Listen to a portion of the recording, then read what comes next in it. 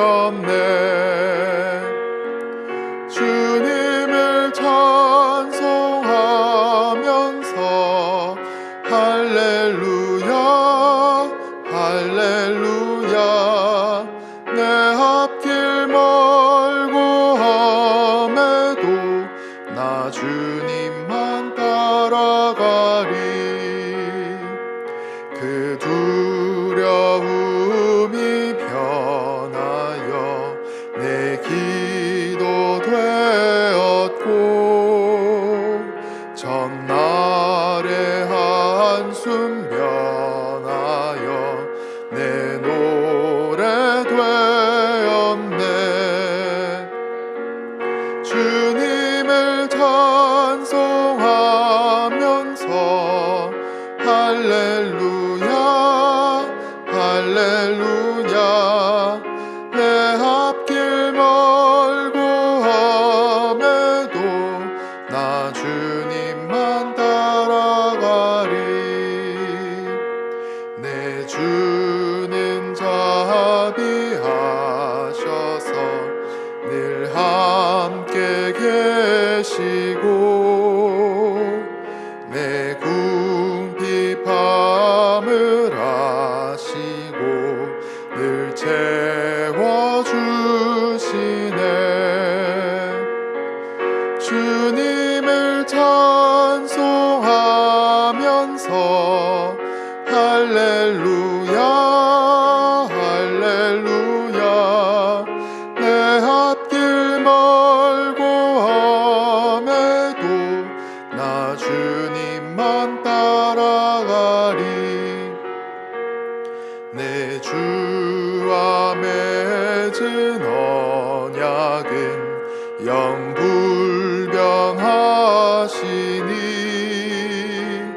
그 나라 가기까지는 늘 보호하시네.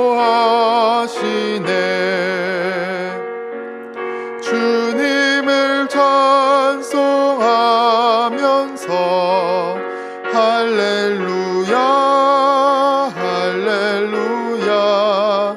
내 앞길 멀고 험해도 나 주님만 따라가리.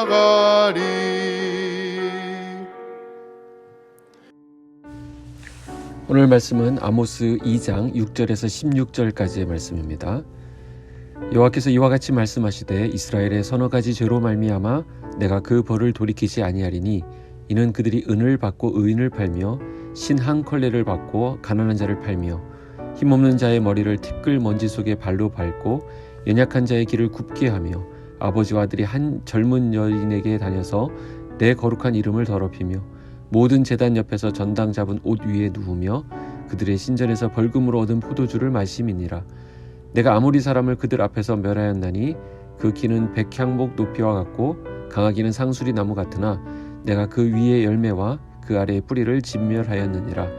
내가 너희를 애굽 땅에서 이끌어내어 40년 동안 광야에서 인도하고 아모리 사람의 땅을 너희가 차지하게 하였고 또 너희 아들 중에서 선지자를 너희 청년 중에서 나실인을 일으켰나니 이스라엘 자손들아 과연 그렇지 아니하냐? 이는 여호와의 말씀이니라. 그러나 너희가 나실 사람으로 포도주를 마시게 하며 또 선지자에게 명령하여 예언하지 말라 하였느니라. 보라, 곡식단을 가득히 실은 수레가 흙을 누름같이 내가 너희를 누르리니 빨리 다른 박질하는 자도 도망할 수 없으며 강한 자도 자기 힘을 낼 수 없으며 용사도 자기 목숨을 구할 수 없으며 활을 가진 자도 설 수 없으며 발이 빠른 자도 피할 수 없으며 말 타는 자도 자기 목숨을 구할 수 없고 용사 가운데 그 마음이 굳센 자도 그날에는 벌거벗고 도망하리라. 여호와의 말씀이니라. 아멘. 네, 심판의 예언이 계속되고 있습니다. 하나님은 북이스라엘을 향한 심판을 선포하시기 전에 먼저 7개의 다른 나라들에 대한 심판을 선포하셨습니다. 그 7번째 나라가 어디였습니까? 바로 남유다였습니다. 하나님은 언약 백성인 남유다가 하나님의 율법, 곧 하나님의 말씀을 멸시하고 그 뜻대로 살지 않고 거짓된 것을 따라 살아가면서도 하나님의 백성이라고 주장하는 것을 가증스럽다고 여기셨습니다. 하나님은 하나님의 백성이라고 하면서 하나님의 말씀을 외면하고 살았던 유다를 철저히 심판하시고 무너뜨리시겠다 말씀하셨습니다. 자, 아모스는 남유다 출신이라고 했습니다. 이렇게 아모스 선지자가 남유다를 향한 심판의 메시지를 북쪽 이스라엘에 와서 선포할 때 북이스라엘 백성들은 어떤 마음이었을까요? 남유다와 북이스라엘은 원래 형제 나라였지만 둘 사이에는 묘한 그 경쟁심이 있었습니다. 누가 진짜 하나님의 백성이냐 하는 자존심 싸움이 있었거든요. 근데 남유다가 심판받게 될 것이라고 하니까 북이스라엘 사람들은 은근히 즐기는 분위기였다는 것이죠. 그런데 북이스라엘에 대해서는 주변국은 물론이고 남유다를 향한 심판 예언 때와 같은 형식으로 그들의 서너 가지 죄로 말미암은 심판 예언이 여호와의 말씀으로 전달되는 것을 봅니다. 이어 그들이 범한 독립적인 범죄의 내용을 하나하나 조목조목 기록하는 것을 보게 되는데요. 그들의 죄가 무엇입니까? 첫째, 그들은 의인과 가난한 사람들을 단지 그 은을 얻기 위해서 신 한 켤레 값에 팔았다라는 것입니다. 사람을 팔아넘긴 것입니다. 인신매매를 한 것입니다. 둘째로 그들은 힘없는 사람의 머리를 짓밟고 연약한 사람의 길을 굽게 하였다라고 말합니다. 나아가 이들을 악한 길로 몰아세웠습니다. 셋째는 정말 끔찍한 사건인데요. 아버지와 아들이 한 어린 소녀와 성적 관계 속에 있었습니다. 어떤 학자들은 이것을 두고 가정에 고용된 어린 소녀가 그 주인과 주인의 아들에 의해서 성적 학대를 당하는 것으로 설명하기도 합니다. 네 번째로 그들은 우상의 신전에서 전당 잡은 옷을 제단 옆에 펴두고 포도주를 마셨다라는 것입니다. 옷을 전당 잡은 경우 해가 지기 전에 돌려주라는 율법의 가르침이 있죠. 또 밤새 추위에 떨며 고통 속에 있을 그 동족들이 있는데 거기에는 무관심한 채 우상 숭배에 취해 있었다라는 것입니다.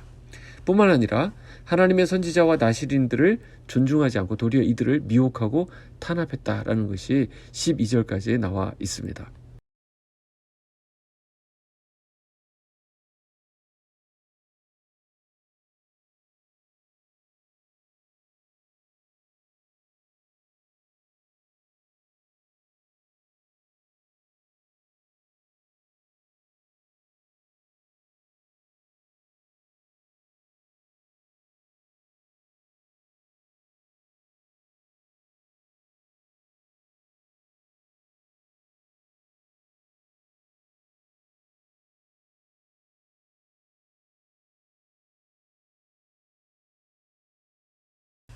아모스는 범죄의 내용과 심판에 대해서만 기록했던 앞의 나라들에 대한 그 구조와는 달리 이스라엘에 대해서는 그들이 경험했던 은혜 사건들을 먼저 상기시켜 줍니다. 9절부터 10절 그 내용인데요. 내가 아모리 사람을 그들 앞에서 멸하였나니 그 키는 백향목 높이와 같고 강하기는 상수리 나무 같으나 내가 그 위에 열매와 그 아래의 뿌리를 진멸하였느니라. 다 이스라엘을 위해서 그렇게 했다는 거예요. 또 10절 내가 너희를 애굽 땅에서 이끌어내어 40년 동안 광야에서 인도하고 아모리 사람의 땅을 너희가 차지하게 하였고. 자, 여기 9절 10절에서 강조되고 있는 말은 바로 내가라고 하는 말입니다. 누구이십니까? 하나님이 하신 일을 지금 상기시키고 있는 것입니다. 그 어떤 민족보다 여호와 하나님의 큰 은혜를 입었던 선민 이스라엘이 마땅히 드려야 될 것은 감사와 찬송이죠. 그런데 이 이스라엘의 현실은 그 어느 민족보다 더 극심한 범죄를 일삼았습니다. 별반 다르지 않았습니다. 그렇기에 그 심판은 불가피했던 것이고 그래서 심판의 형태에 대한 기록이 계속 이어집니다. 13절에 보시면 보라 곡식단을 가득히 실은 수레가 흙을 누름같이 내가 너희를 누르리니. 무엇을 말씀합니까? 앞서 과거 이스라엘이 얻은 승리와 구원의 주체가 여호와 하나님이셨는데 그것과 마찬가지로 미래 이스라엘이 그 죄로 인해서 받을 심판 역시 여호와 하나님에 의한 것임을 강조하고 있는 것입니다. 내가 너희를 누르리니. 그리고 이 심판은 그 어느 누구도 피할 수 없다는 것이 그 다음 나오는 14절부터 16절까지의 말씀입니다. 우리는 앞에서 이스라엘 뿐만 아니라 주변의 모든 나라에 대한 심판이 예고되었고 또 그 예고된 그 심판은 역사를 통해 성취되었음을 우리는 잘 알고 있습니다. 오늘 우리가 이 말씀을 묵상하면서 생각해야 될 부분이 있습니다. 우리가 그리스도인으로서 오늘 우리의 삶에 반복되고 있는 서너 가지 죄들은 무엇인지 확인하고 점검해야 되겠다라는 것입니다. 우리의 중심에서 이제는 그것들을 제거할 수 있기를 간구합시다. 우리는 이제 곧 추수감사절을 맞게 됩니다. 하나님이 내게 베풀어 주신 은혜를 기억할 수 있기를 바라고요. 또한 그 은혜에 합당한 삶을 거룩하게 살아가는 은혜가 있기를 주님의 이름으로 축복합니다. 기도하겠습니다. 하나님, 오늘 아침 우리를 기도의 자리로 이끌어 주심에 감사드립니다. 우리는 아모스에 기록된 말씀을 통해서 매우 소중한 교훈을 받게 됩니다. 그토록 소망하던 약속의 땅에 들어선 하나님의 백성들의 처참한 실상을 또한 보았습니다. 죄가 허용된 삶, 죄가 제거되지 않는 삶이 하나님 보시기에 얼마나 좋지 못한 모습인지도 깨닫게 됩니다. 하나님, 구원하시고 베풀어 주신 하나님의 은혜를 기억하는 우리가 되게 하여 주시옵소서. 우리의 모습 가운데 반복적으로 나타나는 서너 가지 죄를 끊어버리게 하시고 하나님 백성에 걸맞는 거룩하고 아름다운 삶이 우리 안에 펼쳐지게 하여 주시옵소서. 예수님의 이름으로 기도하옵나이다. 아멘.